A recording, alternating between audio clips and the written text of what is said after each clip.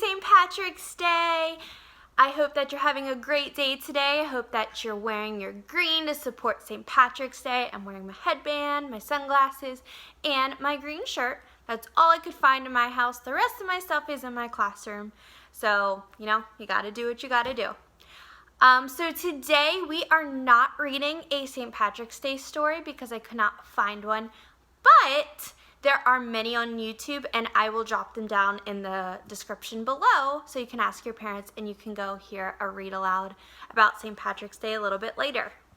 So I am very, very excited about the story that we are reading today. This story is called Pinduli and this is by Janell. Now, if you do not know who Janell is, she is an author and illustrator who also wrote the story Stella Luna. And Stella Luna is about a bat, and I love bats, as you heard from the story yesterday. So I am really excited to read this story from her also. So this story today is going to be about a hyena, which we see Pinduli on the front. And looking on the back, it looks like it's taking place in Africa. We see a lion, we see zebras, some hyenas, a leopard, a bird right here, and it looks like a tree that you would find in the Lion King. So let's start reading and find out what's going to happen in our story today. Pinduli by Janell, by the creator of Stella Luna. Pinduli.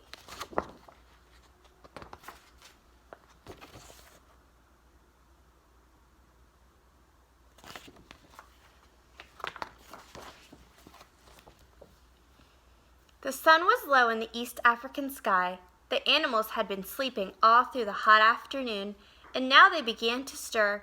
Pinduli awoke before Mama Hyena, eager to explore. "Don't go far," Mama yawned. "We must hunt soon. There has been so little to eat lately that we'll need all night to find enough to fill our bellies." Pinduli promised to stay close and trotted away. Janell also has these little mini pictures at the bottom that she draws, which is also the same in the book Stella Luna. As Pinduli passed the water hole, she spied sleepy animals in the brush. She sniffed the air, which was rich with exquisite and mysterious smells, but something was not so exquisite or mysterious. It was the smell of dog. Pinduli's sharp ears picked up the soft pounding of pads on the dirt. She spotted a pack of wild dogs at play in a faraway ridge, and then they saw her.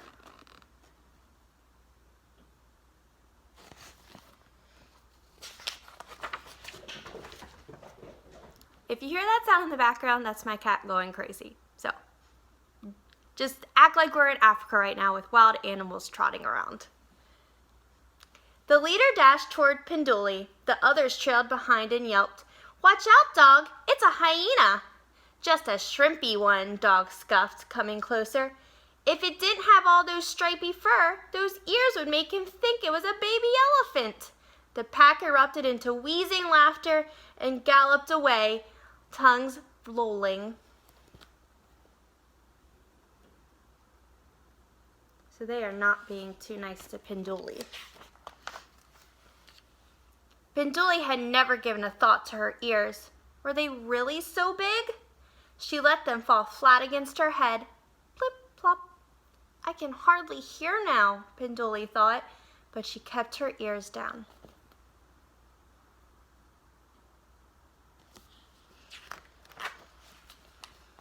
"Ahem!" a rumbling voice came from the scrub. "Ahem!" Pinduli whirled around. A lion! The little hyena poofed her mane and suddenly looked twice her size. She was sure that she was mighty fierce, but Lion just calmly looked her up and down. Then he leaned his old scarred face nearer and said, "That prickly fringe hardly becomes you, young lady." Pinduli's mane flopped as she hurried away. She had never given a thought to her coat. Was it really so scraggly?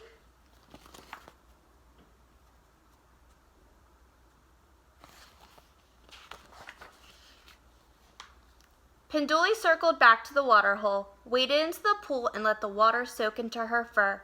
She figured that when the water ran off, her coat would lie flat. No more prickly fringe.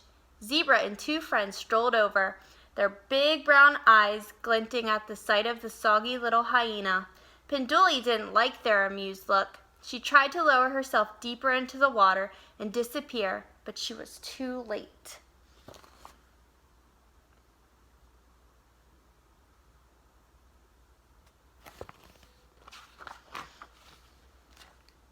If you're going to do stripes, please, please, please work on your symmetry and clarity. Good grooming, not soaking, will make some of the unpleasant haziness out of your patterns, whined Zebra. Then the three tossed their heads, dipped their lips into the water, and drank.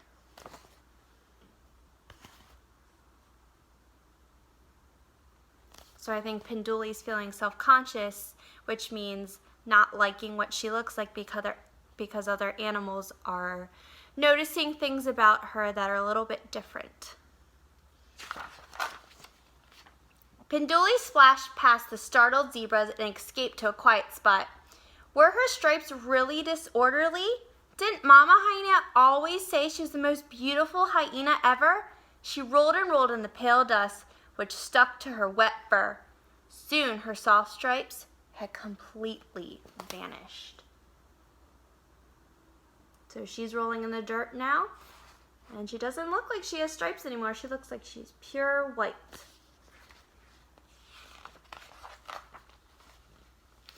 Ears pinned, coat flattened, dusted to a pallid gray, Pinduli wanted nothing more than to get home, hoping that no one would notice her. I'm really in trouble now, she worried. I've been gone a long time and Mama gets awfully cranky when she's hungry.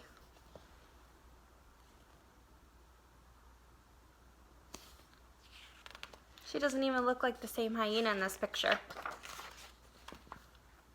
As she headed back to the rocky den, she saw Lion, Zebra, and Dog, along with his rowdy pals, hanging around the water hole. A few wildebeest were there, too, for an evening drink. My, it's busy out here tonight, thought Pinduli, edging away from the others. No luck. The animals turned to see who was coming. Their jaws dropped. Their eyes bulged. Pinduli looked around wildly. What did they see? So what do you think the animals see? Why are they acting like that?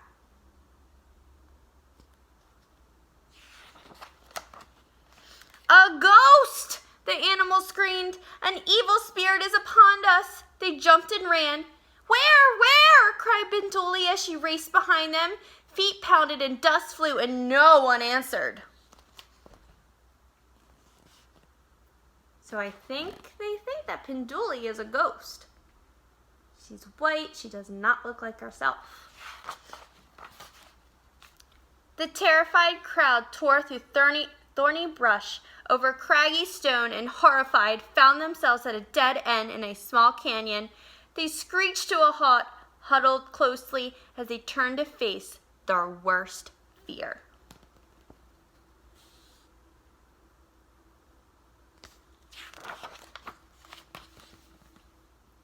Dog was the first to speak.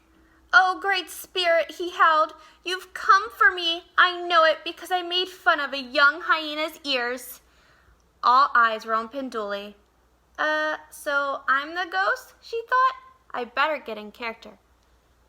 Sorry, the cat's right here. Sit. Sit.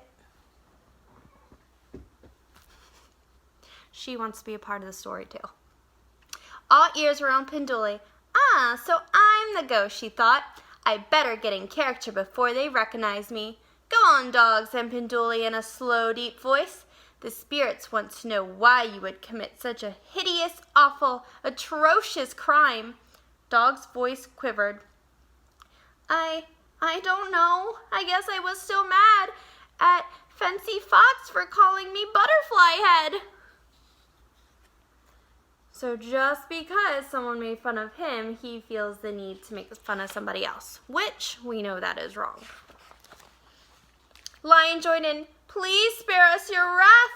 I too have spread discord by insulting a young hyena's mane, But Vulture called my own mange a mange. Pinduli nodded sagely.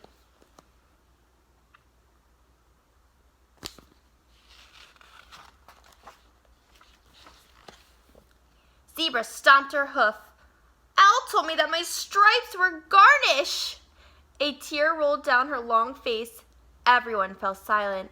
Pinduli's mind whirled as she tried to think of what a ghostly spirit might say. Of course, spirits always give tasks and want offerings, she thought. Let's see. Okay, Mama will love this.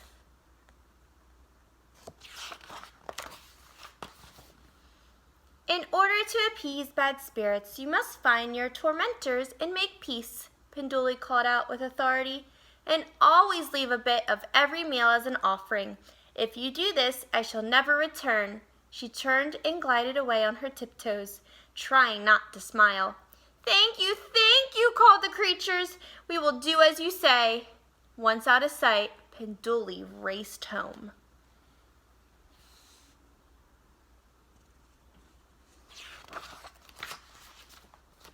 There you are, cried Mama Hyena as Pinduli galloped to her. You look awful.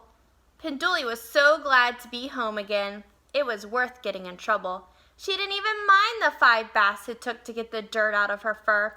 In fact, it took all night to get Pinduli looking like a beautiful hyena again. I was worried sick. I went looking everywhere for you, said Mama Hyena as she helped smooth Pinduli's coat. Now that you're all straightened up, we've got to get out and find something to eat. It's already morning, and I'm sure you are as ravenous as I am. So ravenous means really, really hungry. Pinduli's stomach growled.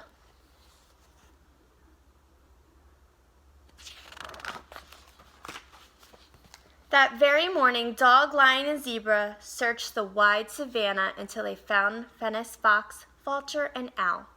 We've come here in the order of the Great Spirit, Dog announced. We must find out why you were so rude to us. Fenris Fox spoke up. I guess I was having a bad day. Serval Cat said I look like a little fuzzy bat without wings. He nodded to Dog. Your ears really aren't so bad. Vulture ducked his bald head. Marabou Stork called me Moonscape, so I got mad and made fun of Lion. Owl moaned. Adders had my feathery stripes look more like scribbles. Let's go find these 3 and get to the bottom of this, said Dog.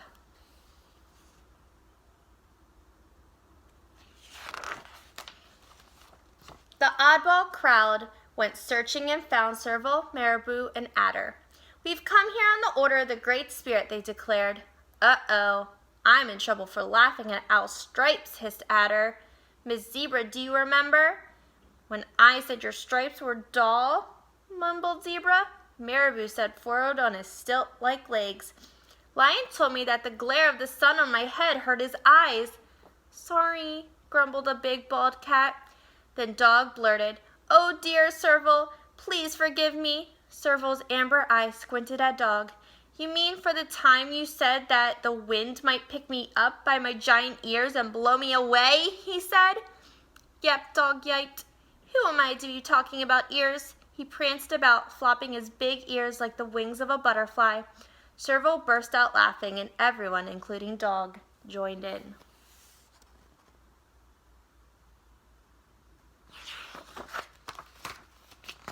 From that day on, things began to change for Pinduli and her mother.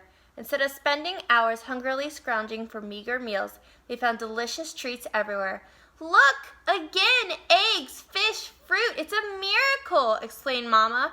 As Pinduli tasted a sweet berry, she said, The Great Spirit must be smiling upon us. Mama Hyena looked at her grinning daughter. Wait a minute, did you have something to do with this? Laughing and feasting, Pinduli told the whole story. You're not only the most beautiful hyena ever, said Mama. You're the smartest hyena ever.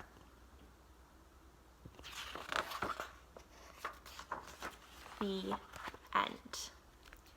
So I hope that you liked our story today. I hope you know that treating others the way you want to be treated is very, very important.